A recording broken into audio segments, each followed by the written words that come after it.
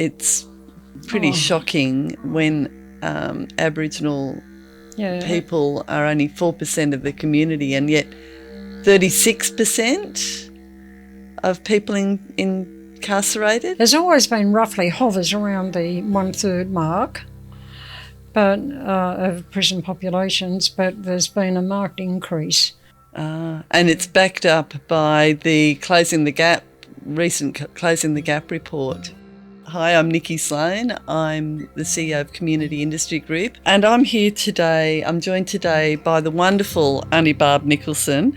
And of course, I would love, Aunty Barb, if you would welcome our listeners and watchers to your country today. Oh, thank you, Nicky, for that lovely introduction. Yes, I'm Aunty Barb Nicholson, Wodi Wodi, 5 Islands, saltwater dreaming.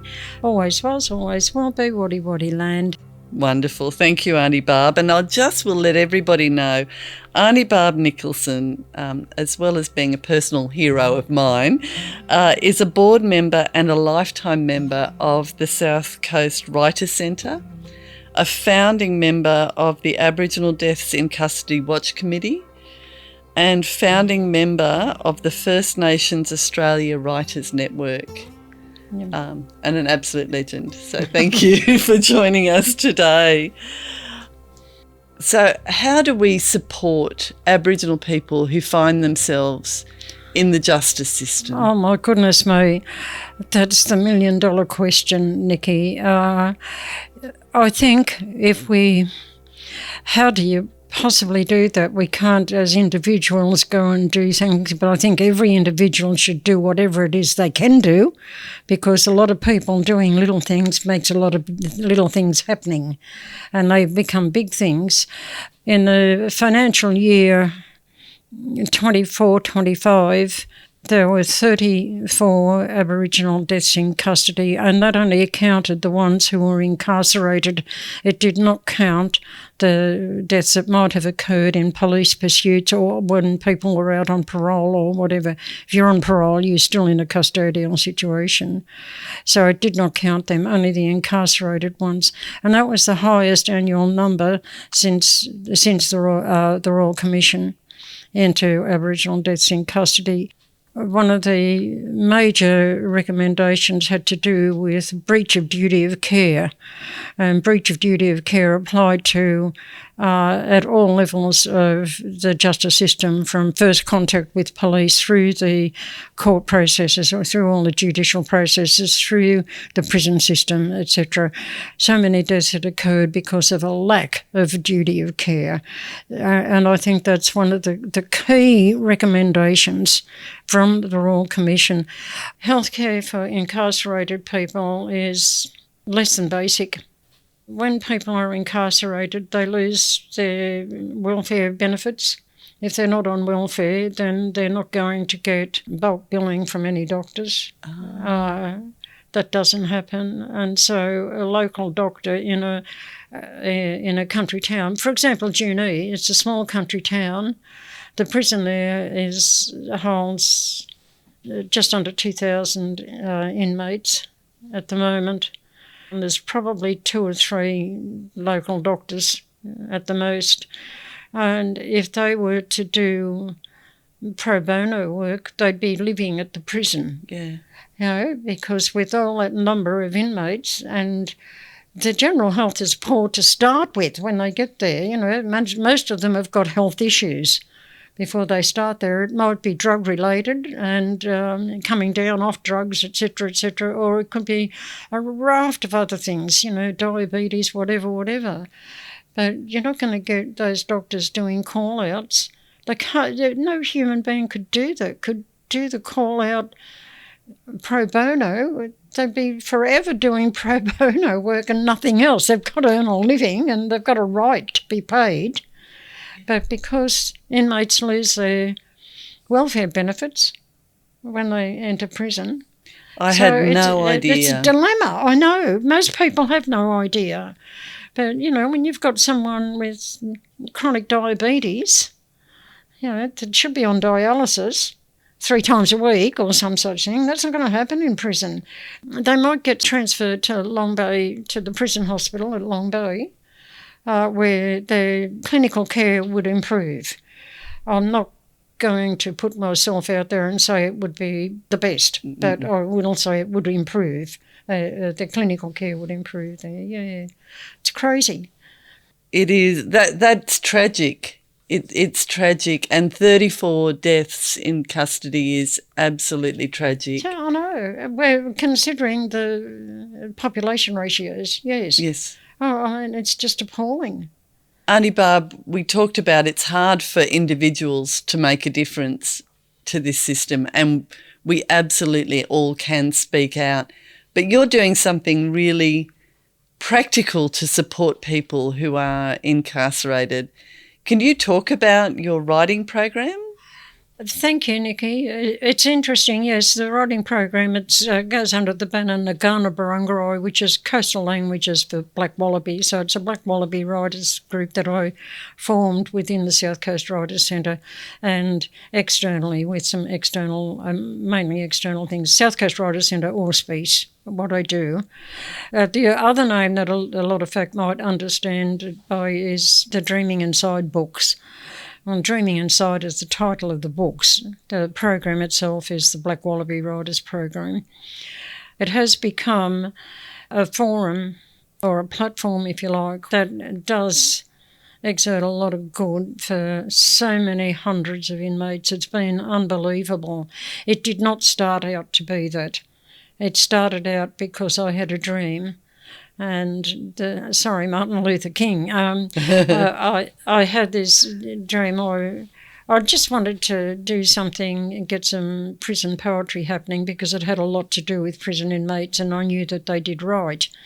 And I thought, it'd be nice to get a book of prison poetry out. And so through contacts that I had, I managed to get the right to visit Junee Prison one NAIDOC week for the entire week, to conduct creative writing programs there for that week. Now, it was only going to be that. There was just something I was going to do. I had a bit of money left over from a small grant that I'd managed to get through South Coast Writers Centre. So I thought, a little desktop publication would be nice to give the inmates back something, to say thank you. You can't pay them, you're not allowed to. So Ricky Vasilakis, who was then the director of South Coast Writers Centre, and I, we worked together. We worked together to make something that looked like a book, because neither of us knew what we were doing anyway. It was the blind leading the blind, I think. And anyway, we managed to get something that looked a bit like a book happening. And we did work hard on it because we wanted it to look nice. But anyway, a very, very modest little 38-page with half a dozen inmate contributors. And I got the tutors that I had accompany me to all write as well. And so that way we fleshed it out and got 38 pages done. So when we got it to a point where it looked like it might be a book, Ricky was about to press send on the computer to send it to the printers at Wollongong University.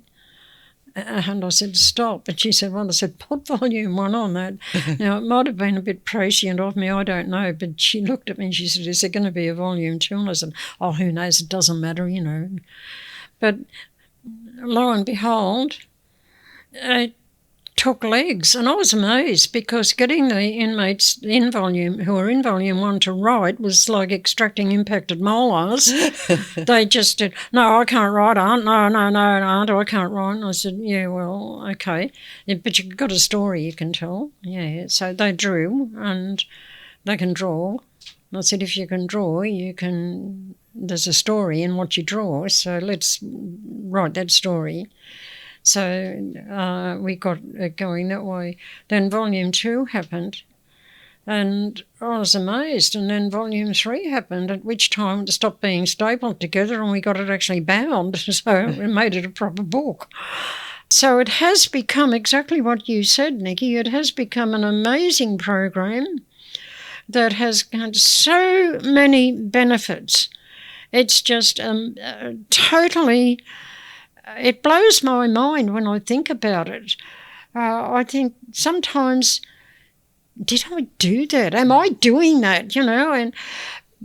anyway. I'm just going to take a moment to, and I'm holding up, for those who are listening, I'm holding up Volume 4 of Dreaming Inside, which it is an amazing series, and we were very privileged to have Aunty Barb speak at our AGM last year, and we gave everybody a copy of a volume of Dreaming Inside. Everyone got different volumes.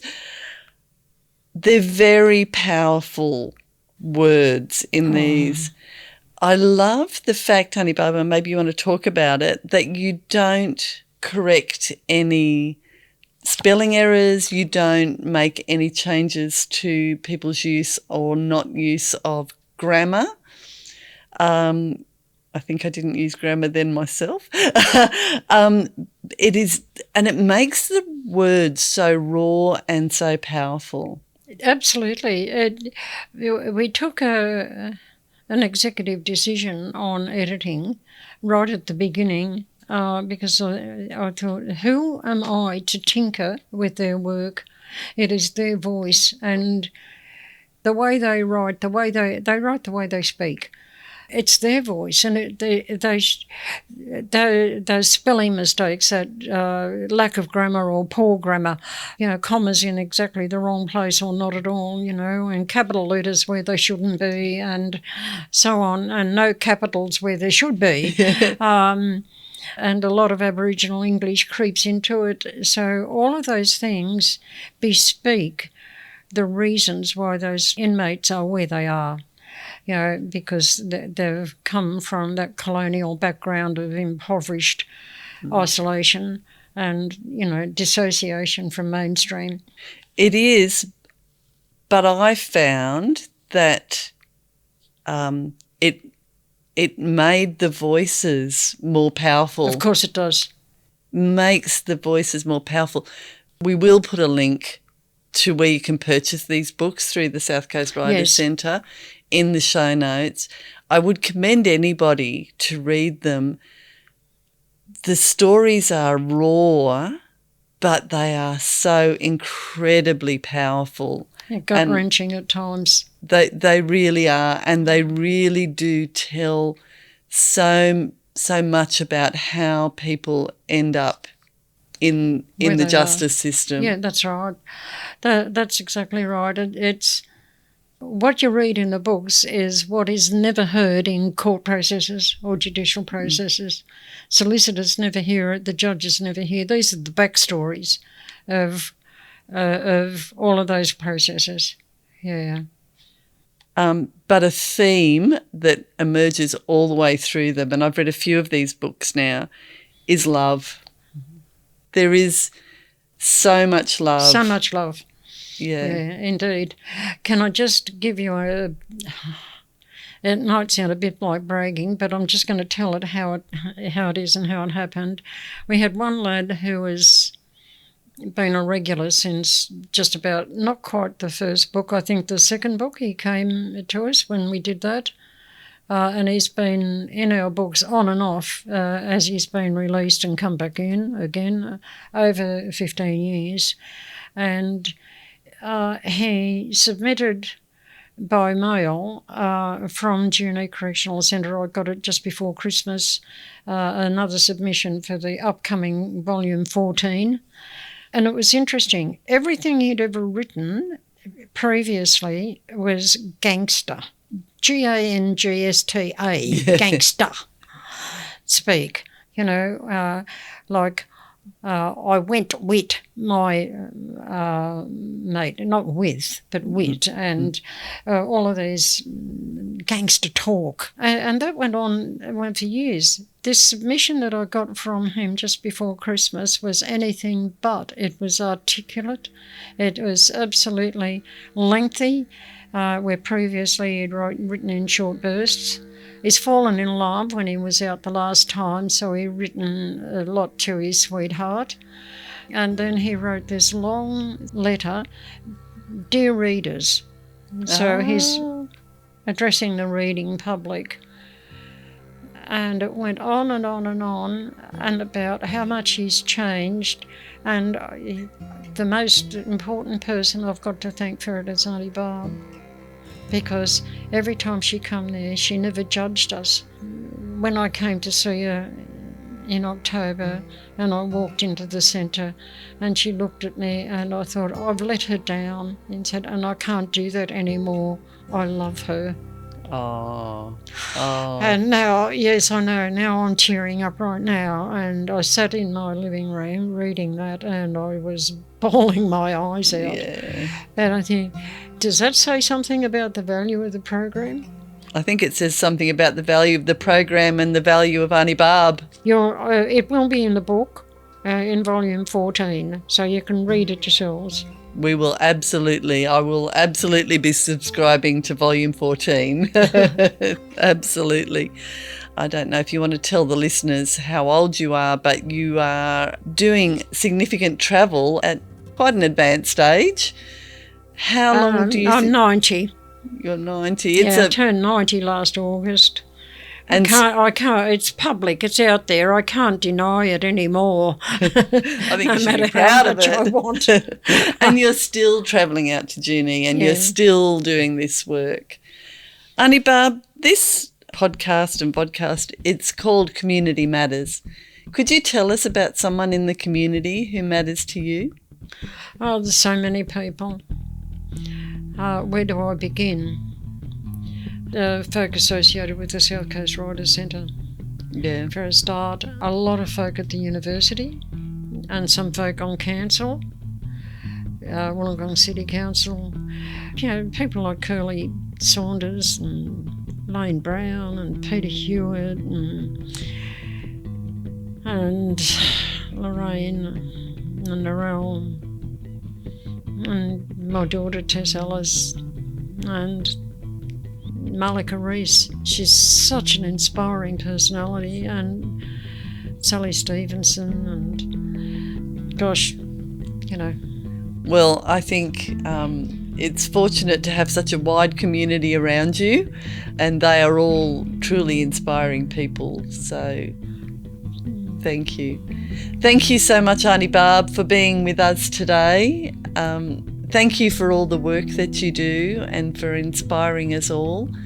Thank you all for tuning in to Community Matters, the podcast where we discuss issues that are impacting the community with people like Aunty Barb who are making a difference.